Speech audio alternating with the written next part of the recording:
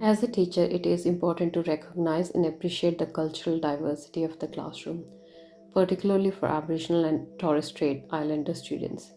The educational system has historically neglected Indigenous perspectives and knowledge, which has resulted in a significant educational gap between Indigenous and non Indigenous students.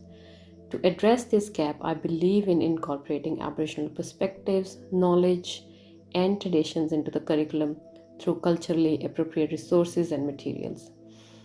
To achieve this, I aim to create a supportive learning environment that values diversity, fosters a sense of belonging, and encourages pride in students' cultural identity. Celebrating students' achievements and providing opportunities for them to share their knowledge and experience with the class is one way to foster a sense of pride and belonging. I also believe in involving local Aboriginal communities in the development and delivery of curriculum and programs to ensure that they reflect the diversity of Aboriginal cultures. By doing so, students are exposed to a range of perspectives and traditions, which helps to broaden their understanding and appreciation of Indigenous cultures. In addition to incorporating Aboriginal perspective and knowledge, I believe in providing opportunities for students to learn and use their own language in the classroom. This is particularly important for Aboriginal students who may be bilingual or multilingual. Language is an essential part of Indigenous cultures, and by incorporating it into the classroom, we can provide culturally appropriate learning experience that values and respects Aboriginal cultures and traditions.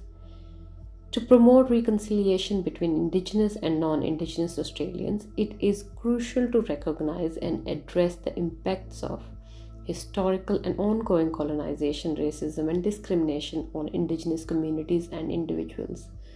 Acknowledging the true landowner of the country and providing opportunities for Indigenous students to share their culture, heritage, and learning techniques are some way of the ways to promote reconciliation in the classroom. By doing so, we can encourage mutual respect and understanding between Indigenous and non Indigenous Australians. In conclusion, as a teacher, my philosophy for teaching Aboriginal and Torres Strait Islander students centers around cultural responsiveness, inclusivity, and mutual respect. By acknowledging and respecting the culture, language, and history of Indigenous students, we can create a supportive learning environment which not only encourages students to achieve academic success, it also values diversity, fosters a sense of belonging, and develops a greater appreciation of Indigenous cultures and perspectives.